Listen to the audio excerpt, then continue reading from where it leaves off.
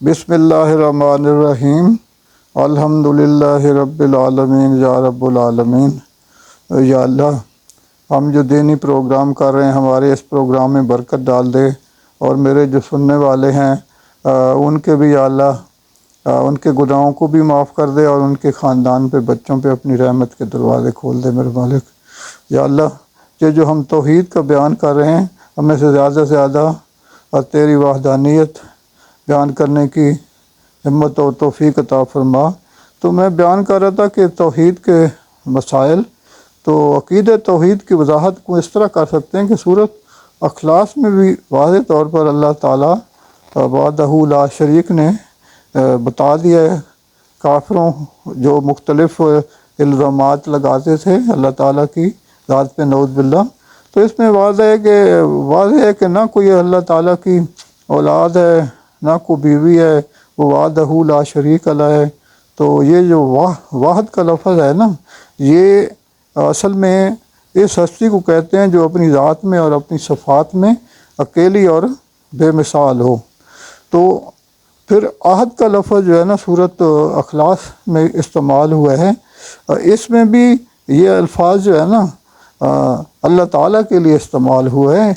इसका मतलब है कि अल्लाह ताला अपनी ज़ात और सिफ़ात में अकेला और बेमिसाल है, इसका कोई दूसरा इस जैसा नहीं है जो इसकी सिफ़ात और सिफ़ात में शरीक हो।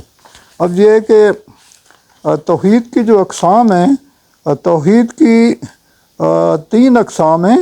एक है तौहीद ज़ात, दूसरा है तौहीद इबादत, तीसरा है तौहीद सिफ़ात। इनमें से हम हर एक को अकेला अकेला बयान करेंगे। तौहीद ज़ात ये है कि अल्लाह ताला को इसकी ज़ात में अकेला, बेमिसाल और लाशरीक माना जाए।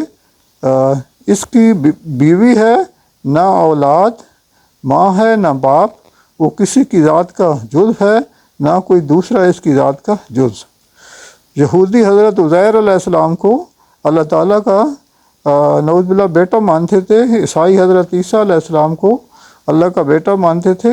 अल्लाह ताला ने दोनों ग्रोहों के इस बातिल अक़ीदे की तरदीद कुरान मजीद में यूँ फरमाई, जिसका मैं तर्जुमा बयान करने लगा हूँ। तो यहूदी कहते हैं कि उज़ैर अलैहिस्सलाम अल्लाह ताला का बेटा है, नऊज़ बिल्लाह। और ईसाई कहते हैं कि मसीह अल्लाह ताला का बेटा है।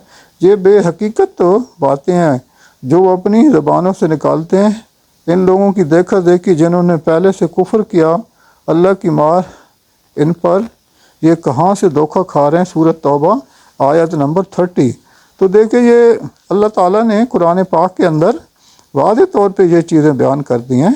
मुशरिकीन मक्का फ़रिश्तों को अल्लाह की बेटियां करार देते थे। अल्लाह ताला ने कुरान मजीद में इनके इस बातिल अक़ीदे की भी बड़े सख्त अल्फाज में मज़म्मत फरमाई है। मैं आगे जो सूरत है उसका मैं तर्जुमा बयान करता हूँ। लोगों ने जिन्नों को अल्लाह का शरीक बना रखा है, हालांकि अल्लाह ताला तो जिन्नों को पैदा करता है। इस तरह बाज़ लोगों ने बेजाने बूझे अल्लाह ताला के लिए बेटे और बेटियां बना रखी हैं, हालांकि अल्लाह पाक बाला तर है इन बातों से जो ये करते हैं। सूरत नाम आयत नंबर 101। बाद मुशरिक अल्लाह ताला की मखलूक वसन फ़रिश्तों, जिन्नों या इंसानों में अल्लाह ताला की ज़ात को मदगम समझते थे। इसे अक़ीदा हलूल कहा जाता है। बाद मुशरिक कायनात की हर चीज़ में अल्लाह ताला को मदगम कहते थे। इसे अक़ीदा वादतुल वजूद कहा जाता है। अल्लाह ताला ने इन तमाम बातिल अकायद की तरदीद दर्ज अल्फाज में आयत में बयान कर दी है, जिसका मैं तर्जुमा बयान करता हूँ। लोगों ने इसके बंदों में से बाज़ों को इसका जुज़ बना डाला। हकीकत यह है कि इंसान खुला इंसान फरामोश है। सूरत ज़ख़रफ़ आयत नंबर 15। तो इन आयात से ये बात साबित होती है अल्लाह ताला का कोई ख़ानदान नहीं है, इसकी बीवी है, ना औलाद, माँ है, ना बाप, ना ही अल्लाह ताला की ज़ात कायनात की किसी जानदार या गैर जानदार चीज़ में बदगम है, نہ کسی چیज़ का जुज़ है, ना कायनात की कोई दूसरी जानदार या गैर जानदार चीज़ अल्लाह ताला की ज़ात में बदगम है। ना कोई चीज़ अल्लाह ताला की ज़ात का जुज़ है, ना ही अल्लाह ताला के नूर से कोई मखलूक पैदा हुई है, ना कोई मखलूक इसके नूर का जुज़ है। रसूल अकरम सल्लल्लाहु अलैहि वसल्लम ने मुशरिकीन मक्का को जब एक लाशरीक हस्ती की दावत दी तो उन्होंने आप सल्लल्लाहु अलैहि वसल्लम से पूछा कि जिस हस्ती की तरफ आप दावत देते हैं इसका नसब हसब नसब क्या है? अस्तगफिरुल्लाह, वो किस चीज़ से बना है, वो क्या खाता है, क्या पीता है, इसने किससे वरासत पाई और इसका वारिस कौन होगा? इन सवालों के जवाब में अल्लाह ताला ने सूरत अखलास नाजिल फरमाई। तो ये पहले मैंने बताया, तो इधर भी अल्लाह ताला ने फिर वाज़ेह तौर पे बयान कर दिया है। फिर एक और जगह पे अल्लाह ताला फरमाते हैं, तर्जुमा है, कहो वो अल्लाह यकता, अल्लाह सबसे बेनियाज है, सब इसके मोहताज हैं, ना इसकी कोई औलाद है, ना वो किसी की औलाद, और कोई इसका हमसर नहीं। बेशक सुभान अल्लाह।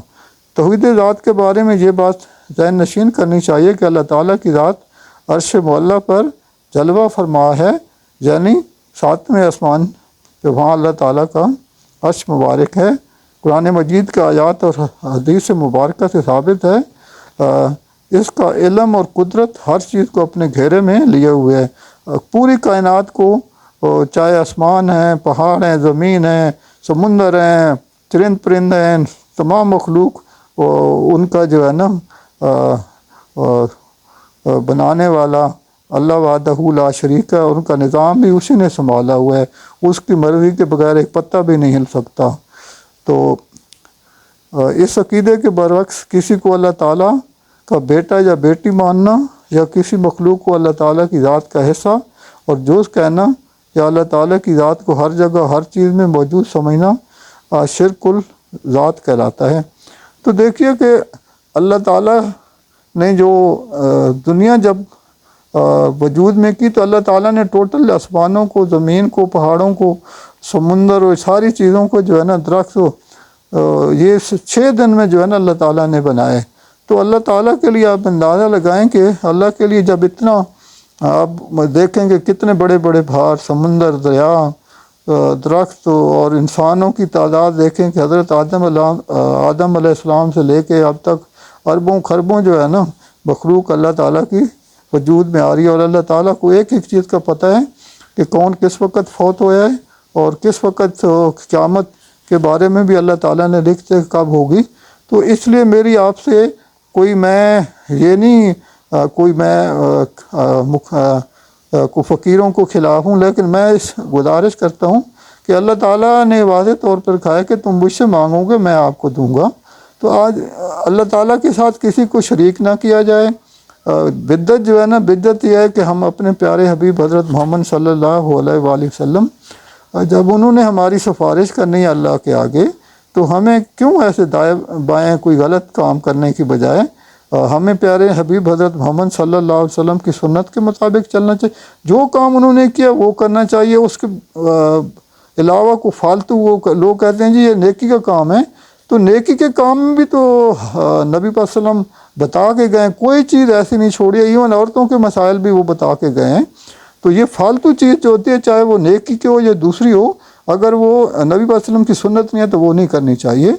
बाकी ये है कि अल्लाह ताला से मांगें, अल्लाह ताला गरीब को भी देता है, अमीर को भी देता है, बुरे को भी देता है, अच्छे को भी देता है, औलाद भी वही देता है। तो हमारा अक़ीदा मजबूत होना चाहिए।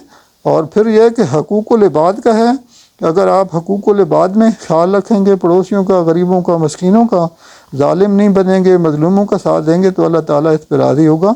ज़िंदगी इंसान की है कि जब अल्लाह ताला के हुक्म के मुताबिक इंसान अल्लाह की इबादत करता है, अल्लाह ताला खुश होता है।